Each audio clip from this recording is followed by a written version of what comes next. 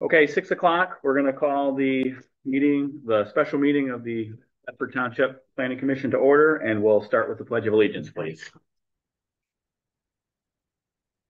Pledge of allegiance to the flag of the United States of America and to the republic for which it stands, one nation, under God, indivisible, with liberty and justice for all. Thank you. Okay, before we get into roll call, the secretary is unable to be with us tonight, so we need to appoint a temporary secretary for this evening's meeting. I'd like to make a motion to have Commissioner Brown, fill in tonight for Shirley. Do I have a second, Kevin? Any discussion on that? All right, we'll just do a voice vote. All in favor? Aye. Aye. All opposed? Seeing none. Claudia, you've got the job for the evening. Okay. Thank you. You're welcome. Okay, roll call whenever you're ready. Okay, Commissioners Tony Artis. Here. Claudia Brown here. Barbara Jones here. Shirley Tuggle is absent. Kevin Billitson. Yes. Trustee McKay. Here. Chairman Mike Seib. Here. All right, and let the absence report do show that Shirley did make contact and she's feeling under the weather, so she could not be with us this evening. Okay. Next item on the agenda is going to be approval of the June 24th, 2025 special meeting agenda. So moved. Support.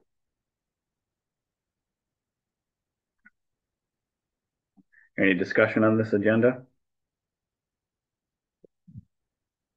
All right, seeing none, roll call on that, please. Commissioners Barbara Jones. Yes. Kevin Billitson. Yes. Trustee McKay. Yes. Chairman Mike Seib. Yes. Tony Artis. Yeah. Claudia Brown. Yes. 6 yes. Agenda approved. All right, thank you. You're welcome. Next item on the agenda is going to be approval of our June 4th, 2025 special meeting minutes. Do I have a motion? Yes. Do I have a second? Oh, second. Any discussion on those minutes? So those minutes are going to reflect the finding of fact that we did for the public hearing, and all the attached conditions from that same public hearing for the consumer's energy application. This is essentially will be used as the record to verify that they're in compliance with the zoning ordinance at all times. Is there any questions on anything that is listed in there? And do you see any typos or anything like that? They're fairly long compared to our usual half page of minutes. Is there any discussion on those before we vote on those? Do you guys want a few minutes to look at those? Or are we all set?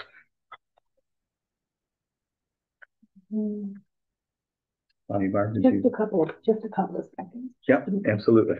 Take all something that I have. Yep, take whatever time you need.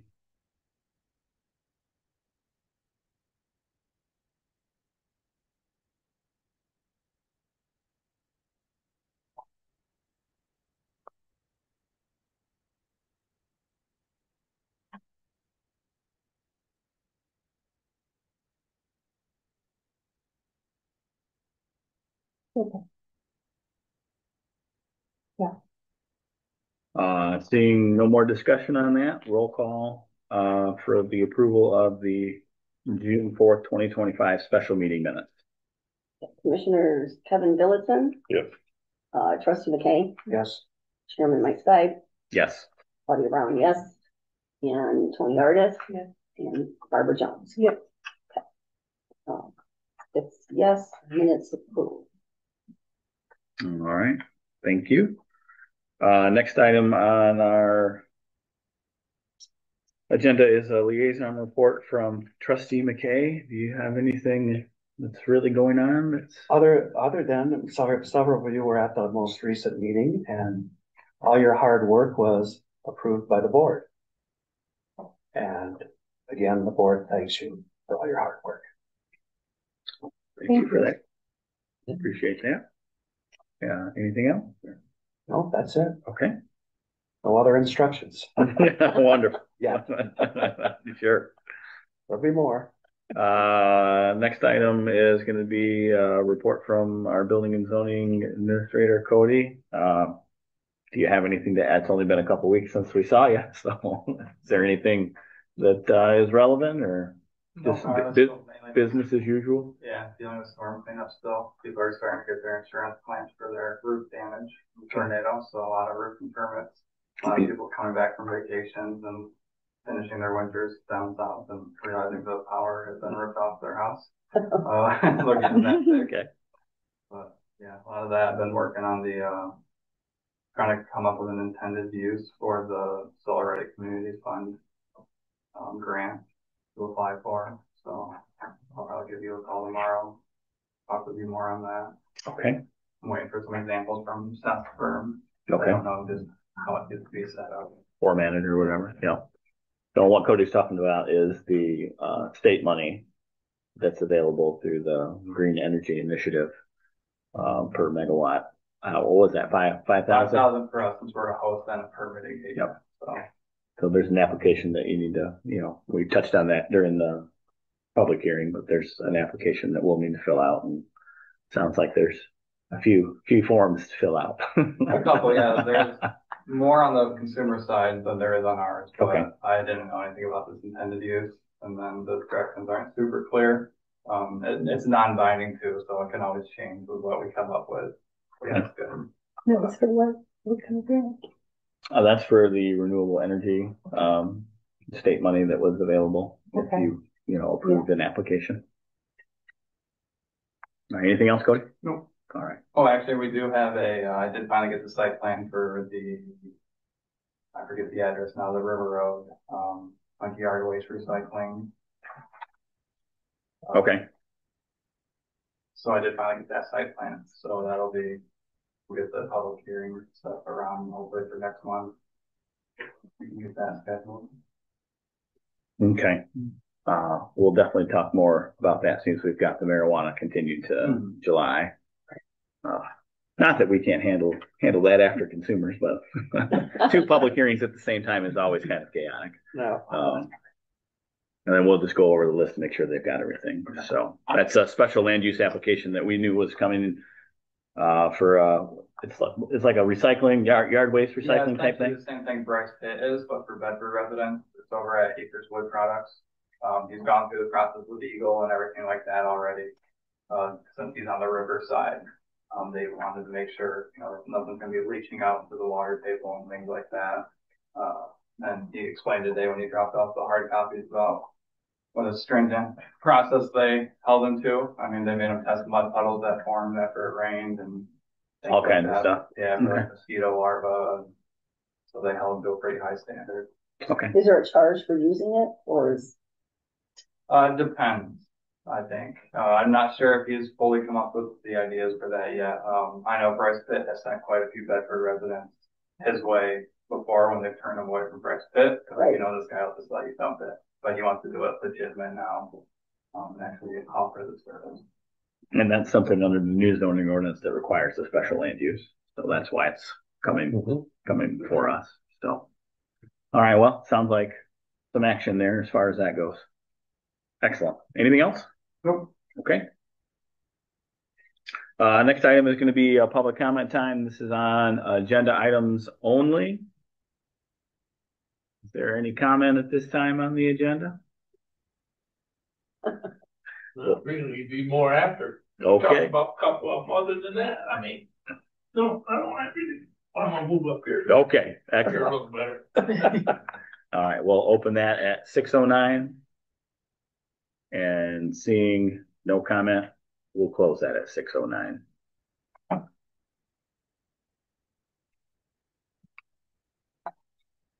Okay, next item on the agenda is going to be discussion of our new business. Discussion of items for possible zoning ordinance text amendments.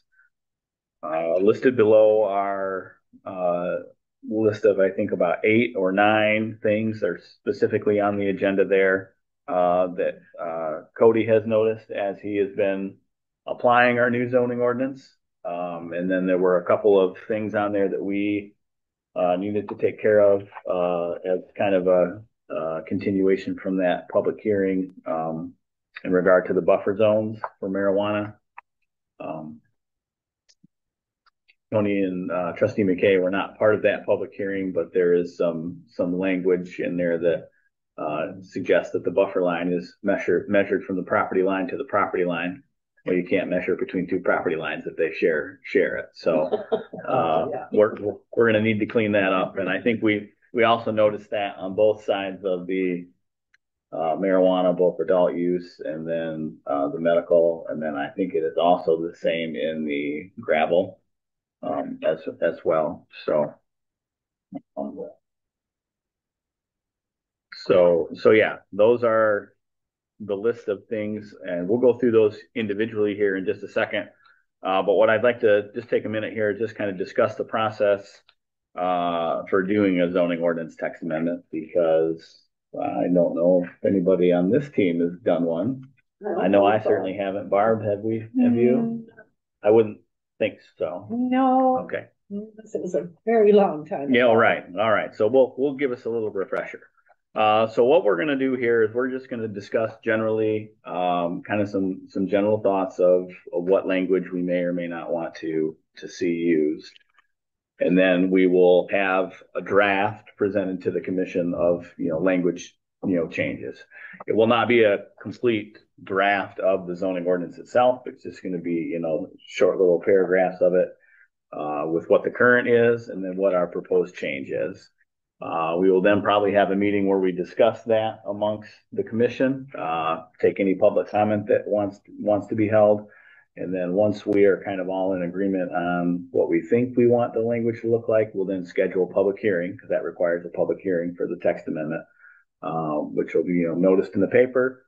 We'll hold the public hearing and then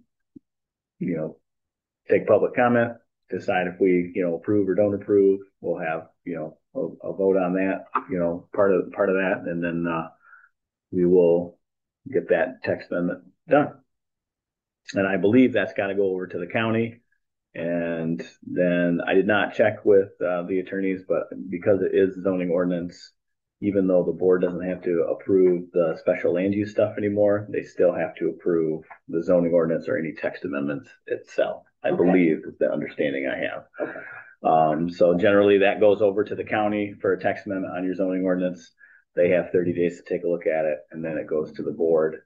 And then I'm unsure because we're holding the public hearing, if that'll have to be a first read and then a second read for the board, or if it's just, a first read with adoption and then it's effective 8 days after that. So it's kind of a longer process if you don't want to have a bunch of special meetings, and I don't necessarily think that we are looking to do that. So that just kind of, sets the table for kind of what we're going to do there. The idea here would be hopefully to have some draft language on these to look at our July meeting, so that we could schedule a public hearing, for our regular meeting in September. Does not mean we have to do it that way.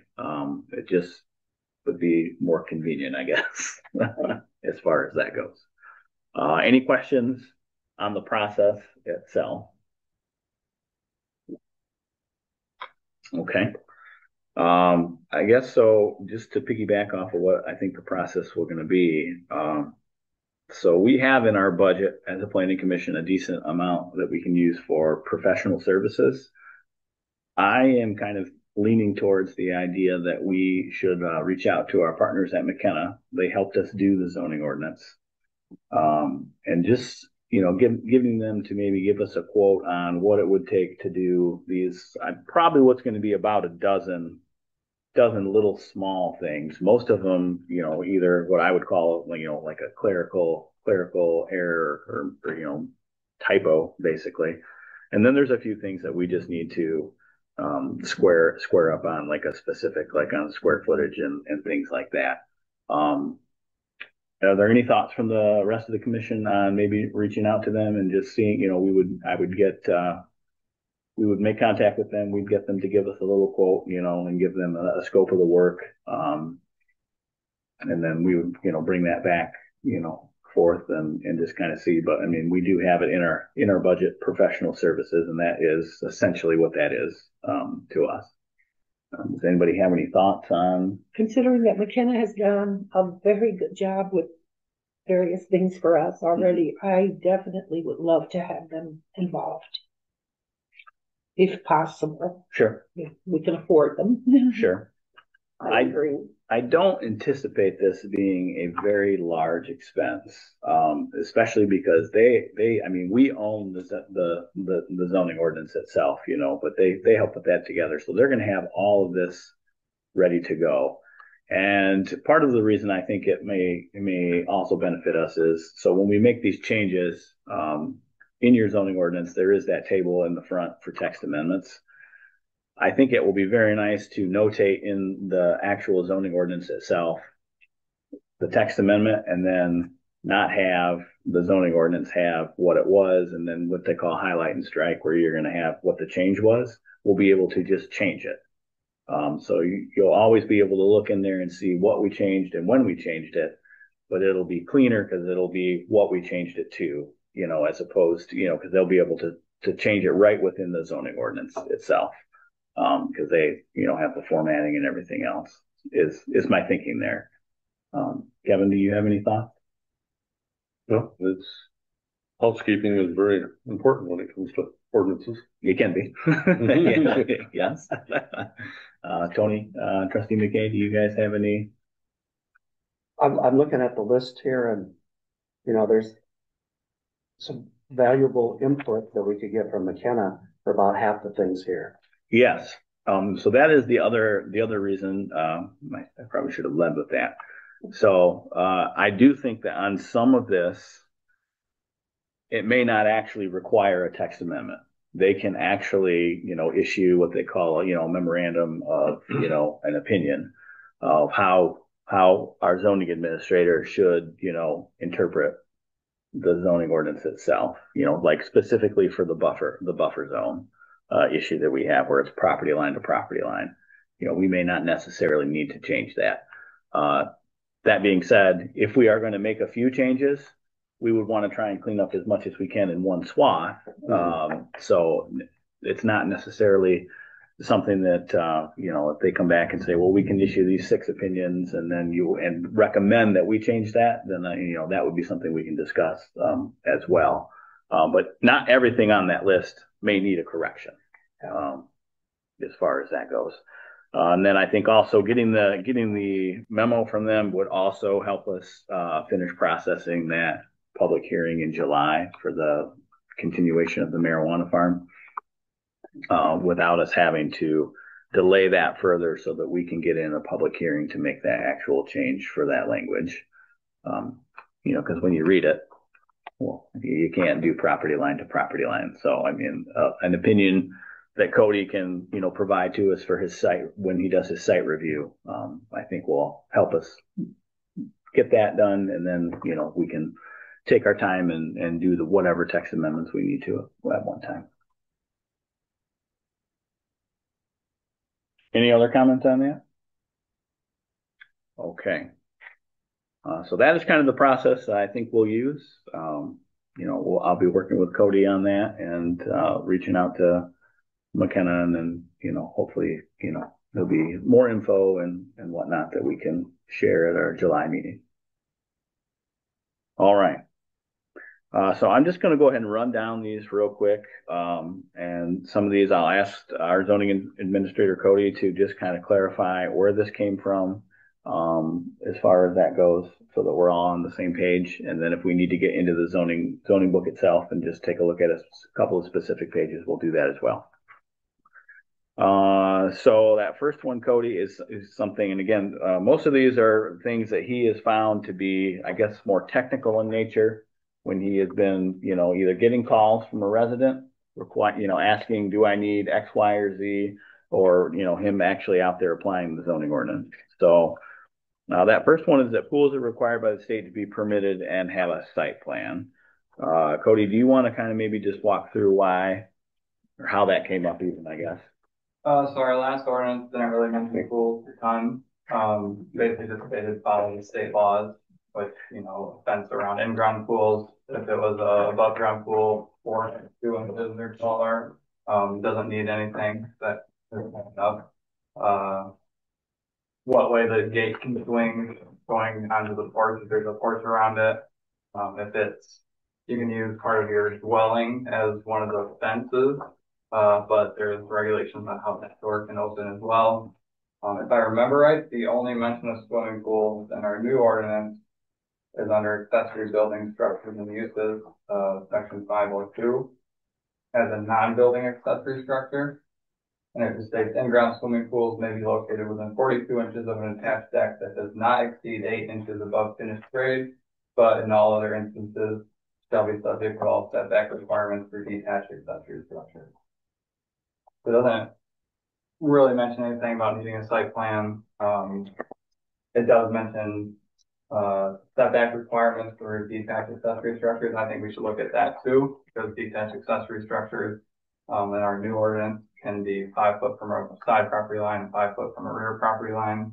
I think some neighbors might not like having a pool right there, especially if there's above ground pool and, their grips open or something, then you have 2,000 gallons of water spilling onto your neighbor's property.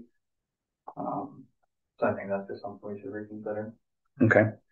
So if I'm understanding correctly, your recommendation would maybe to work with our partners at McKenna and get the state regulations somehow folded into our, you said section 502? Yep. Okay. Page 110 is where it's specifically, it's 502 D. Okay. And specifically get those somehow worded in there. And then you also are recommending that we take a look at the detached accessory structures setbacks. Correct? Yeah, or at least remove a swimming pool as a detached, as in consideration as a detached accessory structure. Okay. It's fine with barns and things like that, but okay. Not. And we're really talking about the in-ground pools here too, correct? Yeah. And because those have plumbing, electrical, and all that other stuff. Yeah. So that kind of makes sense that would require a site plan.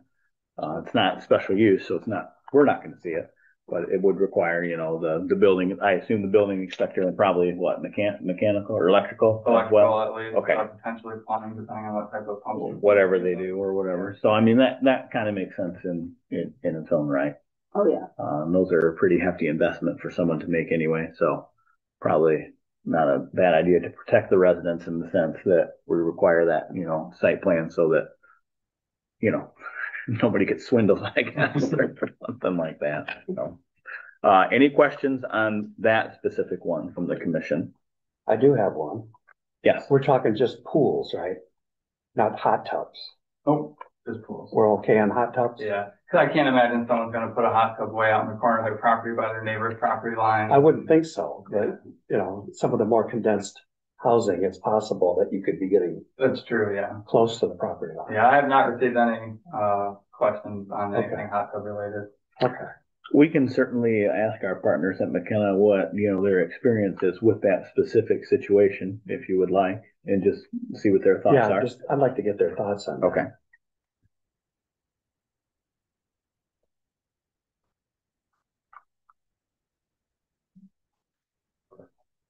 I mean, believe it or not, I've been to a few job sites where that is way away from the house. Yeah, I mean, not next to the property line or anything, but so it's certainly something we'll take a look at. Any other questions on that first one about the pools? Okay. Next one, indoor gun ranges are permitted, but indoor recreation is a special use. So Cody, why don't you go ahead and walk us through what your thoughts are there? That is more of a typo, correct? I would assume so. Okay. I contacted me. He was interested in the building outside all the lights, and that was still for sale. He wanted to put an indoor gym. Wanted to go on the process. I started reading through it. I was surprised to learn it was a special use, and then I think it's one or two under on the chart in our zoning ordinance. It's section 3.01.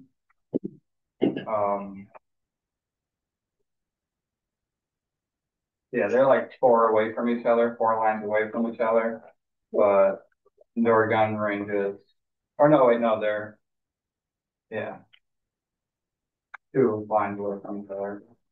Indoor gun ranges are permitted, indoor recreation are special use and even less zones, which that just doesn't make a ton of sense to me.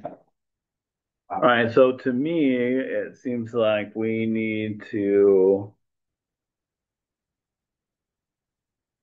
make a decision on whether or not the indoor gun ranges should be a special use or a permitted use, and then also get some clarification from our partners at McKenna. But I mean, I would agree with Cody's evaluation that a recreational gym, you know, like a workout center or fitness or whatever yeah. we're talking about. I mean, I could see why that would be maybe considered a special use, but I mean, I think we would just consider it a permitted use only in certain districts. So to me, I think we would take a look at, you know, the what I think is a typo on the indoor gun range just being permitted in those specific zones, and then we would just change the table on the recreation to, we'll probably look at, I would think, our mixed use and maybe mixed use and enterprise. Okay, yeah. So I mean, I think we would do mixed use, enterprise, and industrial, I guess. Yeah. And that would just be a permitted use. It would not be a special land use. Yeah. Any questions on that aspect of it? And again, so we will put all this in a memo form for us. But I just kind of wanted to get the thoughts of the commission so that when we go to McKenna, we can go, this is what we're thinking, as far as that goes. So that would essentially take the recreation, you know, so that, you know, the indoor rec centers, basically, that would take that from a special use to a permitted use, which I don't think we want to do a special land use for a gym. I mean, that seems a little, I mean, special land use for the gun range, absolutely. Because we have certain standards for that within the zoning ordinance. Are there any standards for a rec? We don't really have any. Okay, all right. So that should, nothing that justifies special land use. Generally speaking, when we're looking at your table, you know, so if it's a permitted use, we're not going to have any additional standards most oftentimes within the zoning ordinance itself. If it is a special land use, there will oftentimes be additional standards within the zoning ordinance in a subsection that are important. Okay. The next one is need to add minimum square footage of a dwelling. So we all remember so we allow the accessory dwelling units now. Mm-hmm. We did attach a minimum of 600 square feet on those. And I think it just got left off somehow when we were talking about that. So what we need to do is have a minimum square footage of a primary dwelling, correct, Cody? Yep. Section 4.17 on the dwelling unit.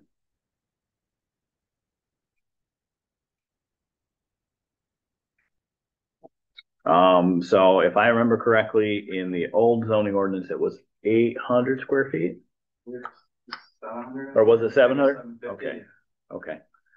So we'll call it between 700 and 800 in the old one. Not that necessarily means anything at this point. But is there some general thoughts from the commission on what we think we may want to recommend there? This is what now? Again, please. So we don't have one listed for a primary structure. We have one listed for the accessory dwelling unit, which, just to refresh your memory on that is, you're allowed to have one accessory dwelling unit if you're a primary resident. Okay. Well, it's primary, not accessory. Correct. We could make it the same as the accessory dwelling unit if we so desired. I will say that, if the old zoning ordinance was between 700 and 800, you're only 200 square feet more than what the ADU is. I like the idea of having the primary residence being bigger than the accessory dwelling unit. Of course, should be. So that is something that we can certainly get some, feedback from our partners at McKenna. And just, what are you guys seeing? Are a lot of municipalities at, 1,200, 1,000, 800, are they less? Cody is there. I mean, you don't see very many houses being built in the township, being so rural that we are, that are less than what I would say 1,200 square feet, wouldn't you think? Well, we've been getting a lot of calls on single wides. Okay. Since those are in our zoning ordinance considered a dwelling unit, and they're allowed, in any zone. We can't really restrict those. I think we shouldn't go under or over what a single wide is. Okay. Then that would completely restrict them in a whole other sense. Okay. Do you happen to know what the square footage on those single wides is, just in general? Would be most likely. Those are like a 20 by 40 type thing? Oh no, single wide. Single? Okay. Like so 12 to 14 max wide. Okay. By 56 to 80 feet long. Okay. So right around that 800 square feet. 12 by 60, obviously it'd be 720 square feet. Okay. This between 500 to 1,300 for the length. A standard 14 by 70 single wide is 980 square foot. 14 by 56 is like 784. So yeah, I think probably around 750. Somewhere in that range. Safe bet. Okay.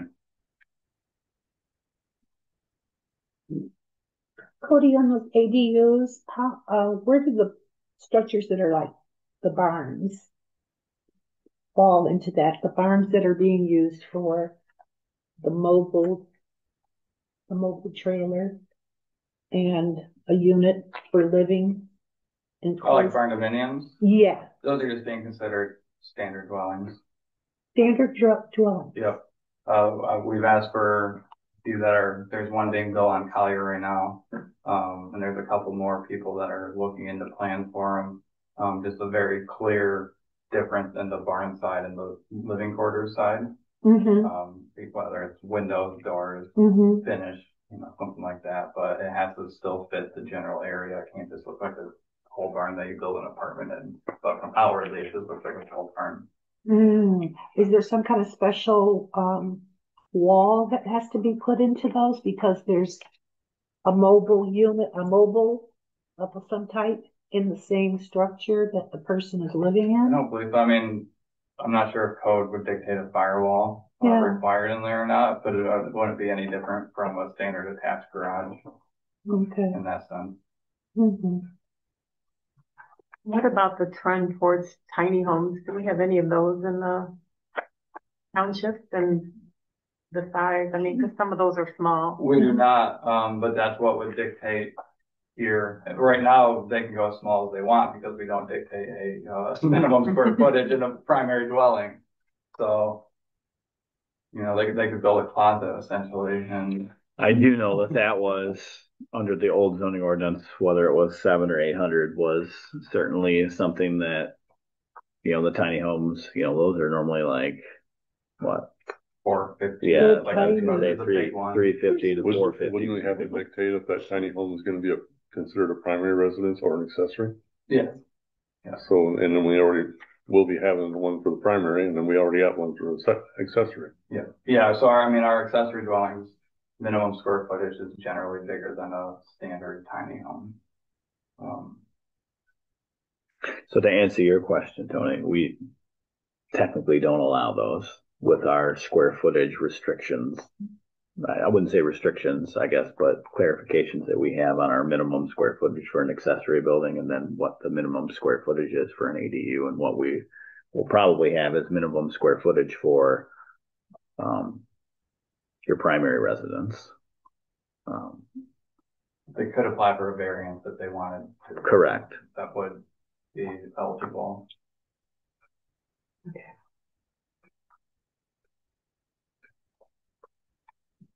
Any other questions kind of pertaining to that square footage there, square footage? So I'm going to leave that at, we'll get some specs from maybe, some other, surrounding municipalities and just kind of see what they have, and then we'll bring that back for a discussion. Okay, next is going to be clarification of section 3.03, which is page 12 in your zoning ordinance. It says all lots existing prior to the adoption date of this ordinance shall be considered conforming and buildable.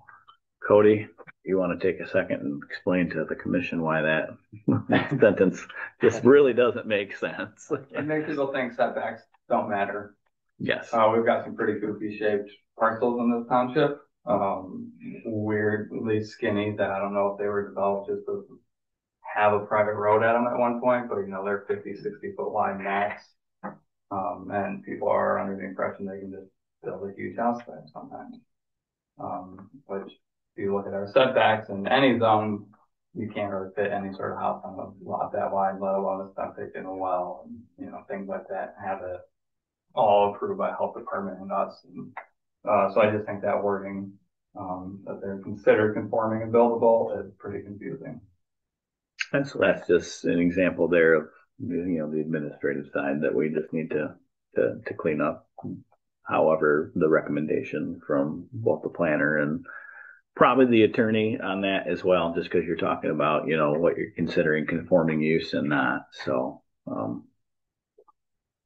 that'll be something we definitely want to reach out to them and see what they have there. But that's a good example of some language that when you read it 10 times, on the 10th time, you finally go, wait a minute, that doesn't quite work.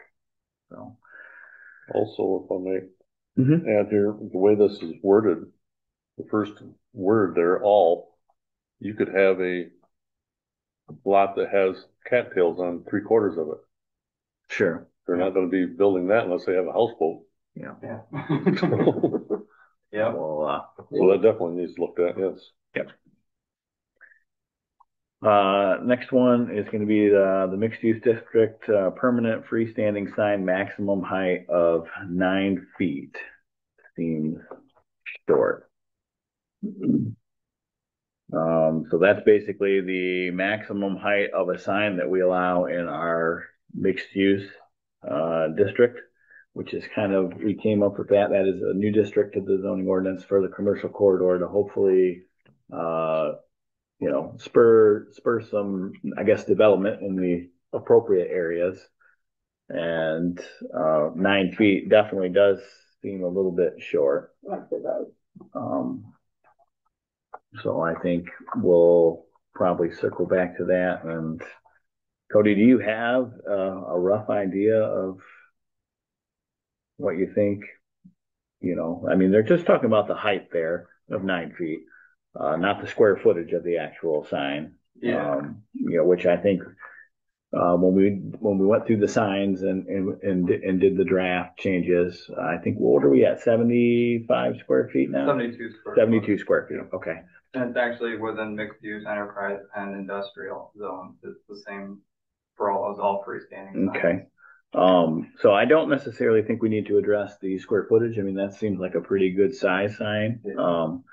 But we definitely should address, 9 feet is not very tall. We don't want 20 foot in the air. So that is something that we can kind of see what the thoughts are from the planners there. Cody, do you have something in mind there that has anybody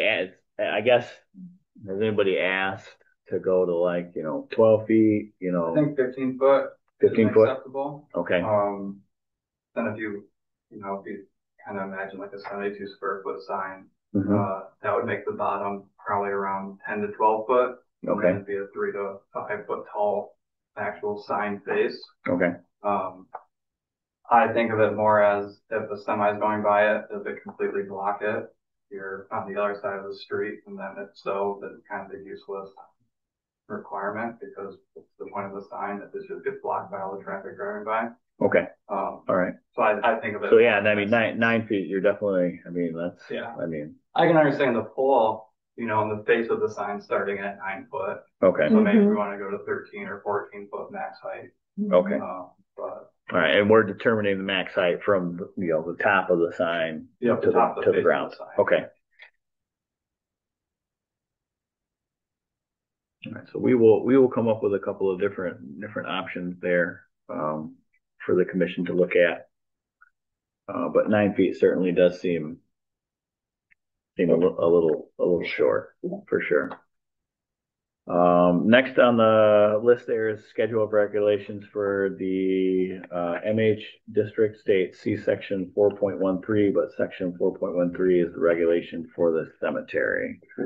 So that is a good example of the typo there. So we will just need to amend that to read the correct section.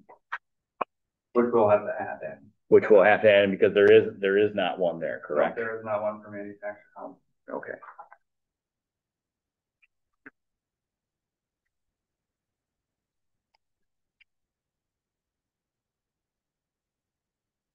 So that is probably something I bet if we go back and look at some of the drafts that we had, it was in there. And then when the edit changes got made, it got chopped off would be my guess.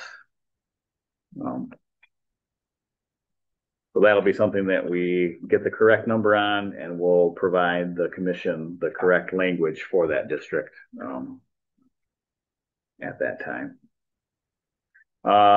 Next one is going to be, we need some sort of regulations for the on-street parking. We have regulations for off-street parking, but Cody has pointed out that we do not have any regulations for on-street parking.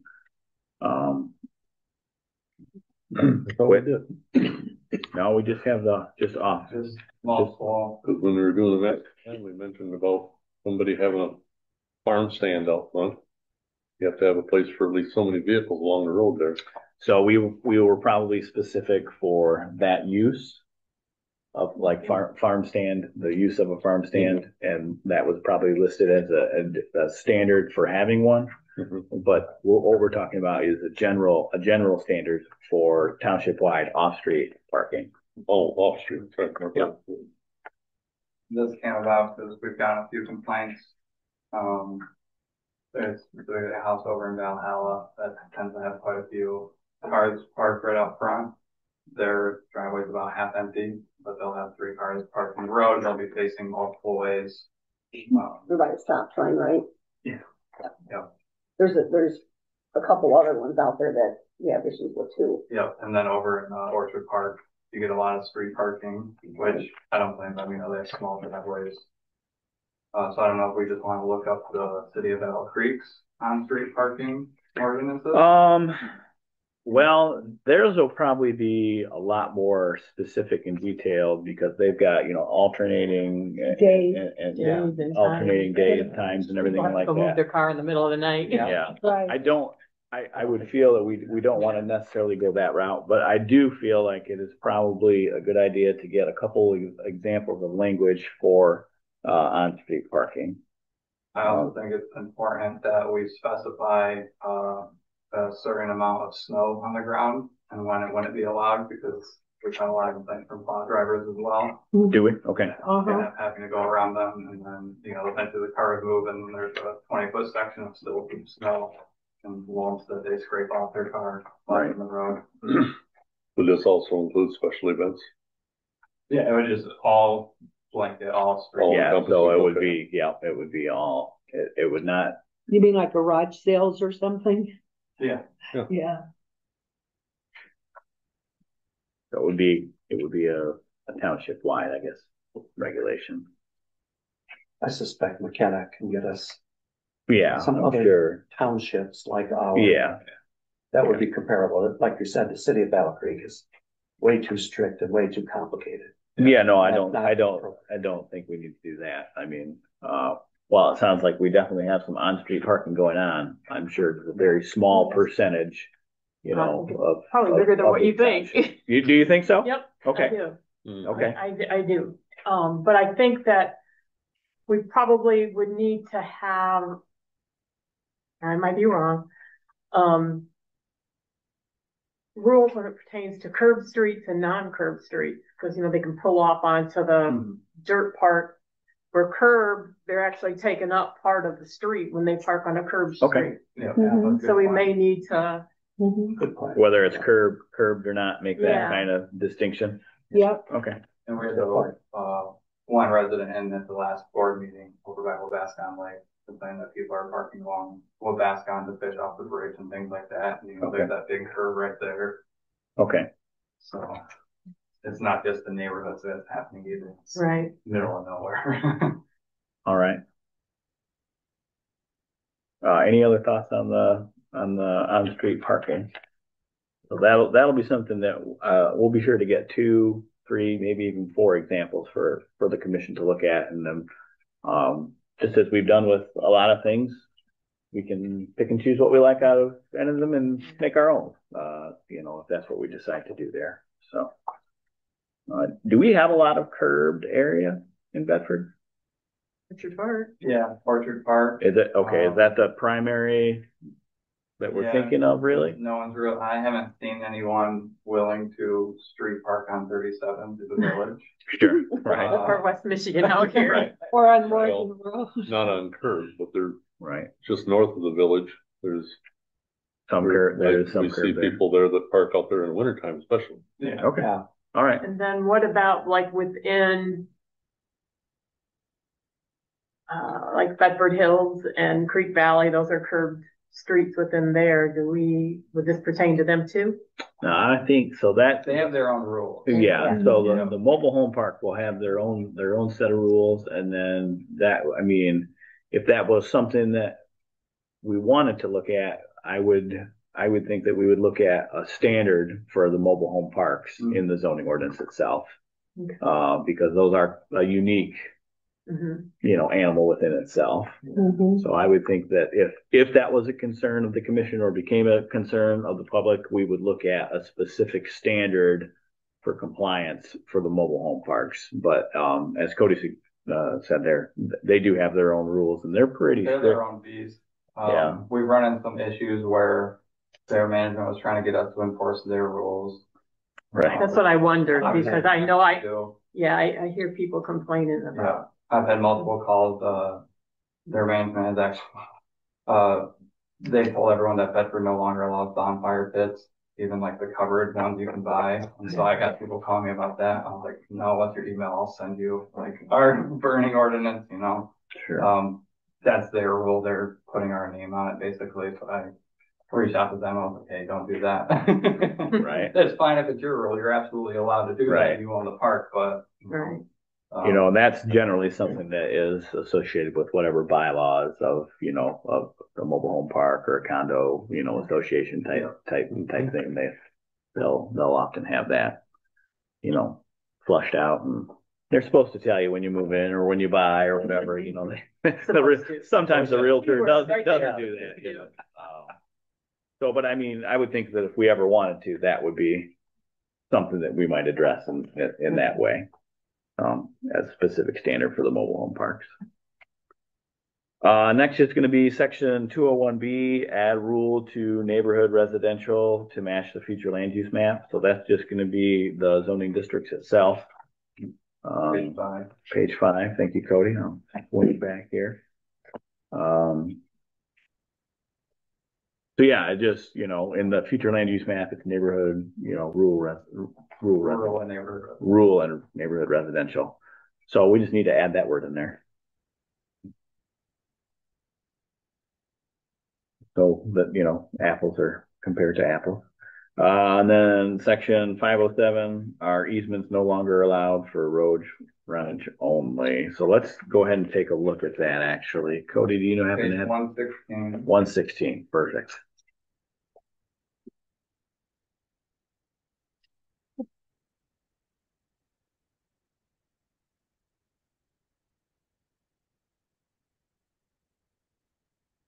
So 507 there, are we talking Would be B. B? Okay, public access required minimum frontage.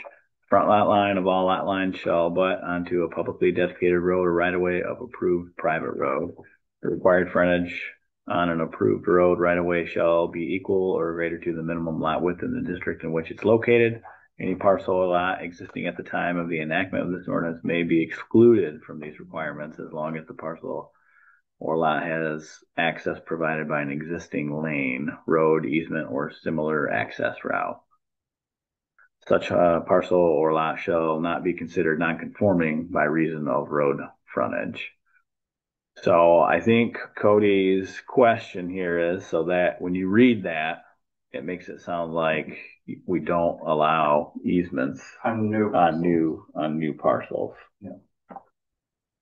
Is what his takeaway is from that paragraph that I just read. I could absolutely see why someone would think that, because we're referencing that, if it's already, an existing lot or whatever. But I mean, I think what our concern would be easements on somebody that wants to do a split now, after the new zoning ordinance has been enacted. Yeah, we have multiple properties that, they're 20 acres in total, and the house is up towards the front, and they want to parcel off. They have plenty to parcel off to meet our minimum, either 2 acre or whatever those minimums are. But that specifically, the required frontage of an approved road right of way shall be equal to or greater than the minimum lot width for the district in which the lot is located. Well, those lots are generally in the agricultural RRAOS district, which requires 200 foot of frontage. So it's just worded very confusing. How would this affect landlocked parcels? Well, those are already existing. Yeah, so those would They fall. should have an easement on it. Yeah, so we're really talking about it, a new construction or New whatever. builds. Yeah. Yep. So I definitely think we should take a look at cleaning that up. We certainly don't want, I'm sure that will come. I mean, most easements are what, 60? I believe 60-foot line. Yeah, 60. See, I thought it was 66 foot, maybe. Easement? Yeah, because you consider it, basically a right of way. That's the same as yield rigs. Right. Yeah. And that's probably where I'm remembering that number from, was when we were looking at some of the stuff from the county or Most whatever. of them aren't cleared. I mean, a lot of easements are just single lanes. Right. Mhm. But if consumers or someone needs to get back there, they have the ability to then, start cutting trees or start doing this to, Which is why typically it's, 66.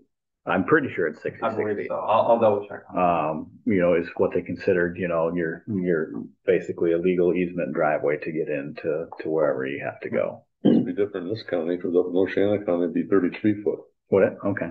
But So, I mean, we can I'm not saying they don't have that down here. But. right. So we can certainly take a look at that.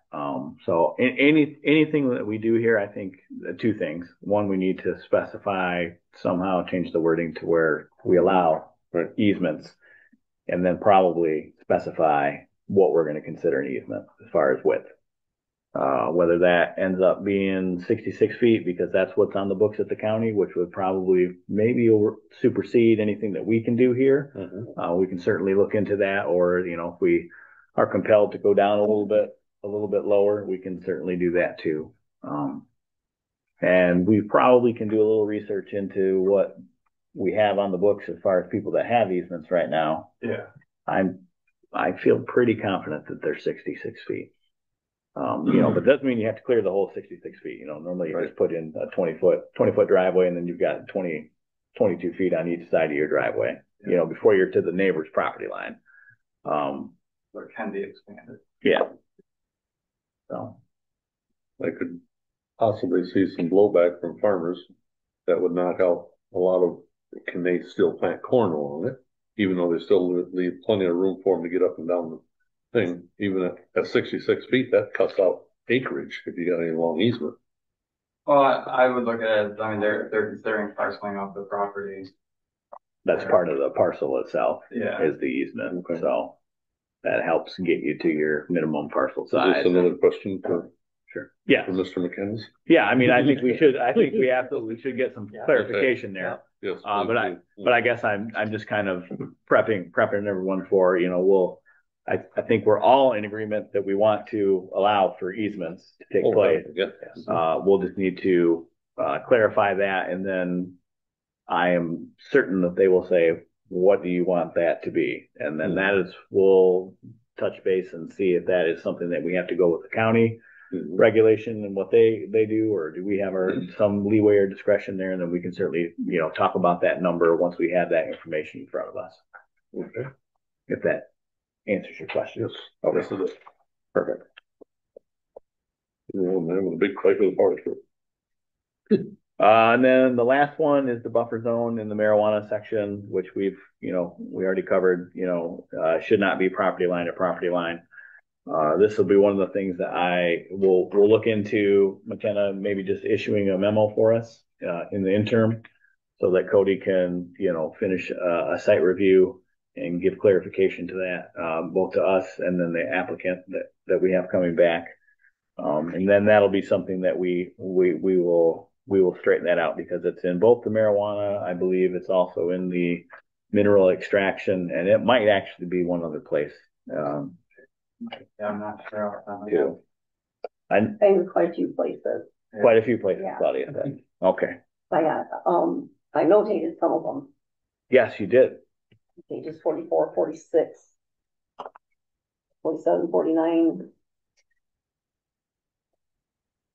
And that's all the places that it says But most of that's, like you said, that's the marijuana. in the marijuana. Adult use. Yep.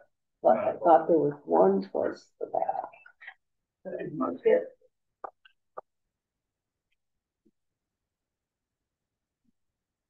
believe there's like paper too.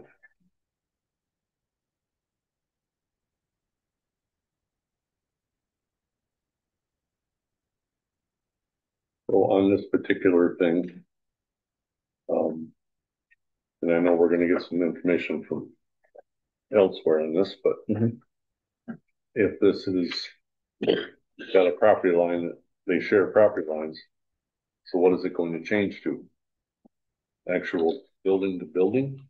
So I believe you can do you can either do it two different ways in my understanding. You can say from the corner of your structure to the corner of the nearest structure. Being the fact though that we are talking about the special land uses is where we've noticed this marijuana mineral extraction. I think it should be from the use to the property line. So for instance, if they're going to have marijuana storage in a building, it should be from the corner of that building to the property line. Kind of like how the ordinance used to be written for the outdoor grows. I think that setback was 100 feet. So from the use, growing marijuana, you had to be 100 foot away from the property line. But we can certainly discuss what change we want to do. But in the interim, I think we should get an opinion of how Cody is going to, I guess, enforce that, and then so we can finish the site review for that applicant. But to me, I think, Cody, it should be, from the use to the property line. So whatever the setback is for that particular use. So for instance, I'm just pulling a number out of my head here. For solar, it was 300 feet, from the panel, to the right of way. And I think it was 300 feet to the property line too, or was it? Yeah, 300 feet. 200 or 300, Yeah, it was 300 feet. I think it was 200 feet on a wetland. Yeah. So that would be from their use. So they're using it for solar. So from where that last panel is, corner of that panel, their use, 300 feet, you know. So in this situation, I think it is 250 feet is what the marijuana buffer is. So it would be from their use, 250 feet. Mineral extraction, I think it might be 500 feet on that. So from your use, you know, to the property line, because they're sharing that property line, you know. Okay. Did I explain that? Yeah. Okay. Well, Sure. Okay. the next question Yep. is this for all future or current? So it would be for all future. It would be for all future. Does that include up to reapplying for a license? I mean, it's a good question to ask McKenna because, or the I lawyer. wouldn't think so, 'cause they already have their special land use. Yeah, so it wouldn't have anything to do with an applicant. If we're talking specifically about marijuana and the licensing, that is a separate issue from the actual special land use permit. So the special land use permit is our purview. The licensing is more of a zoning administrator, I guess, board thing. Okay. I'm trying to clear up future questions. Sure, absolutely. Yep. Anything else? Yeah. Okay. Did I kind of explain that? I know it's kind of weird. use solar as our example, but I think that is what the intended language was supposed to be. But we talked about that several different times, and we amended the marijuana ordinance specifically, and I think that it's got lost in translation. So what I would think the process for that specific one would be to get, you know, the opinion so that we can move forward and then bring that back to us and we'll, you know, decide. We can certainly have a discussion amongst the group whether we want it to be from the corner of the structure, but I think it really should be from the use for the special land use stuff. But that is something we can certainly get their opinion on. When you're doing the setbacks for the buildings, it's from the corner of the structure, isn't it? Okay, right. Yeah, so like specifically in the doors, we have our buffer zones to different protected uses, churches, schools, libraries, parks, public housing, church, youth centers, correctional facilities or rehab centers, but then we also have residential use. So specifically, and that's the one where we were running into a lot of issues with, is if you need a 250-foot setback to a residential use, that pretty much takes out every property or every parcel within Bedford Township.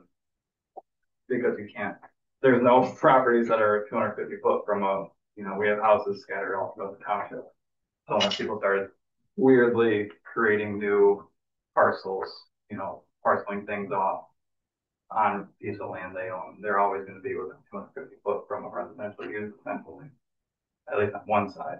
Okay. So if we did it from, building to property line, I think that would make a lot more sense. Okay. For property line is not feasible. We will get some feedback on that. Because I do know, so we consider, like for the solar, the example I just used, that's from the use to the property line. So, but we're specifically in this case, it's a structure that's in question. So we'll see if maybe we don't need to maybe even tweak that section of the marijuana with its own specific text amendment. As far as that goes.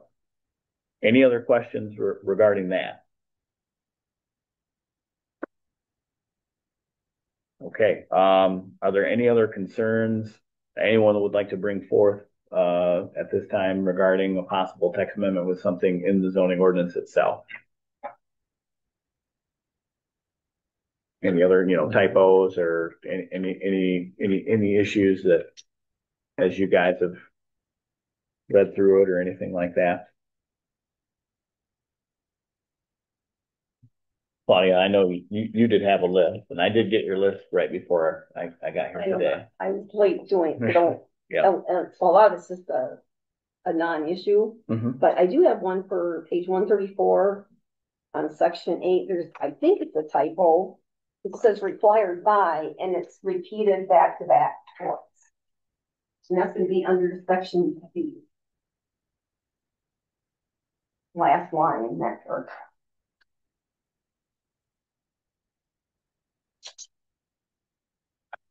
You said 134 Yep, The section protection from vehicles? the 8.02, and then 8.02. drop, you're gonna go to the next page, it's gonna be B, potential Okay, damage to utilities. Oh.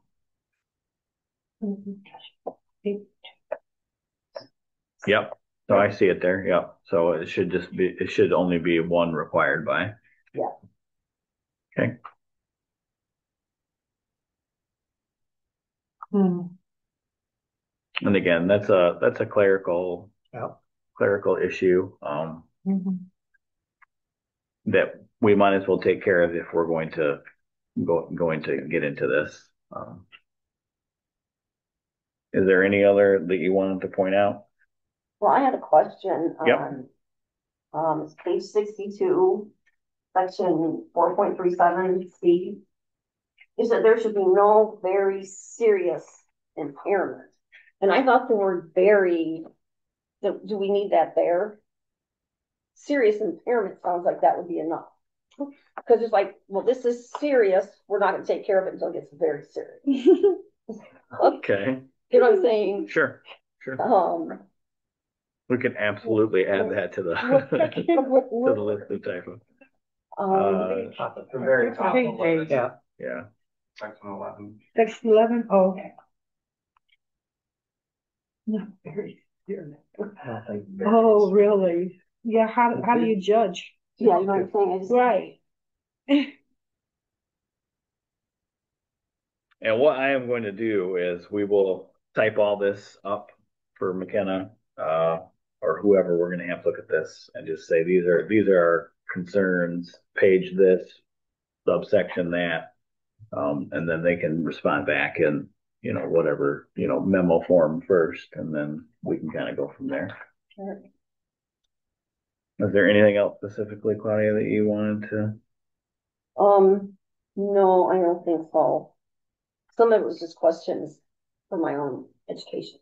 So I did get the questions about the turbines. Yeah. In the 1.25 miles. I do believe that is correct. Is that correct? Yes.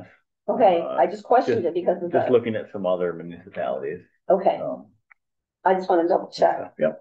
That's just pretty tall. I gotta do that something actually.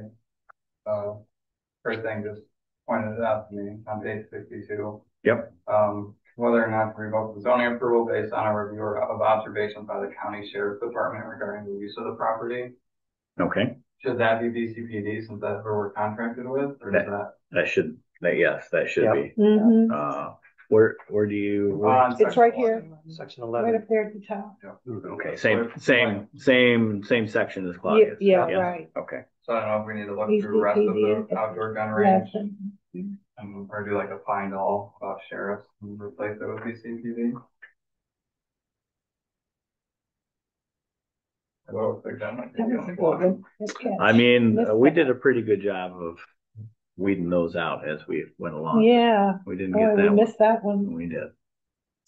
Yeah, and I'll just see how they, and that may be something that, depending on how much they come back with and what the recommended changes are. It sounds like we're going to have some changes anyway. So it would really just be advantageous to do all this at once. Mhm. But that is an example of something that, a memo could have been issued that, we obviously know that we contract with BCPD as opposed to the county sheriff. Although it doesn't mean it'll always be that way. Should we put or BCPD? No, I would. Local law enforcement. Yeah, I mean, we'll see what they come back with there. I would not want to necessarily get into a situation where if the township board decides to go a different route with police protection, you're having to come back and change wherever we I have was that thinking listed that all the too. time. Yeah. So, Mhm. but we'll absolutely bring that to them and see what their recommendation is.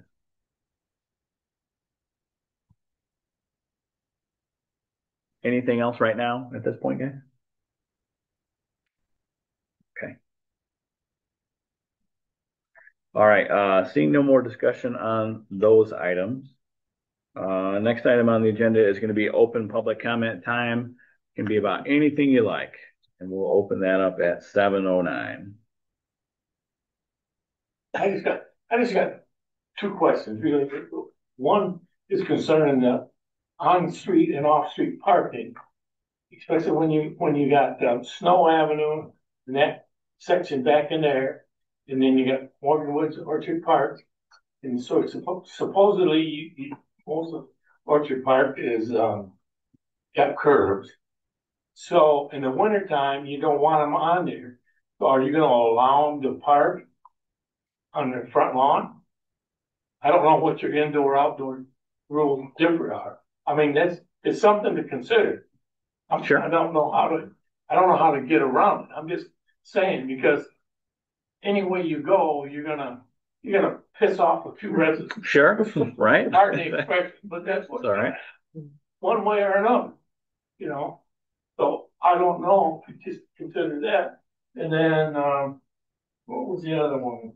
Oh, on the easement you were talking about.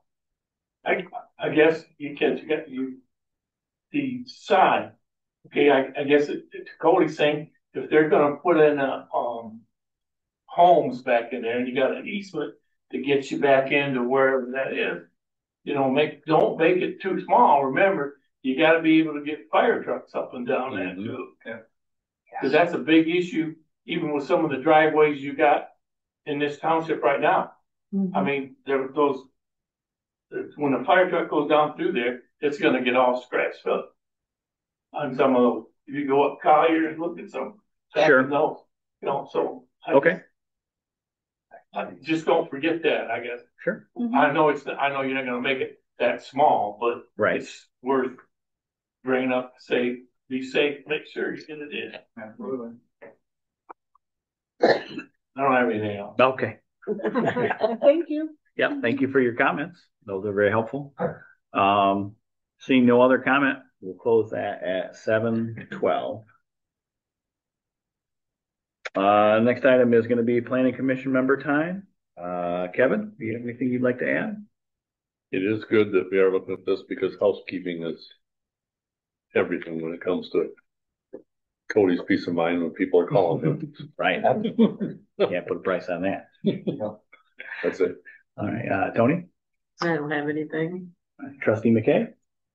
I have nothing other than I'm glad we're doing this to help Cody out. Right. I just, no, it's easier, you know, when he can just look and Sure. clearly define, this is the rule, this is the way it is, this is the ordinance, period. There's no gray area. I mean, we'll never be perfect. Correct. We'll never be perfect, but we're gonna try. We'll take all that off the table right now. Claudia? I have nothing but thank you. Barb? No, thank you. All right. I will definitely kind of second what Trustee McKay was saying is, you know, we said it quite often when we were redoing this that, you know, a goal of the commission was to be proactive rather than reactive. Right. And Absolutely. that is absolutely what we're doing. I'm sure some of this stuff will seem silly to the public, but I mean, this is kind of how you keep everybody out of the hot seat theoretically. So by putting ourselves in there, I guess. But so I'm very happy that we're going to take the opportunity to do this and that everyone is willing and on board to participate. So with that, I will move to adjourn the meeting at 7:13. I have a second? Second. All right. Wonderful. Thank you.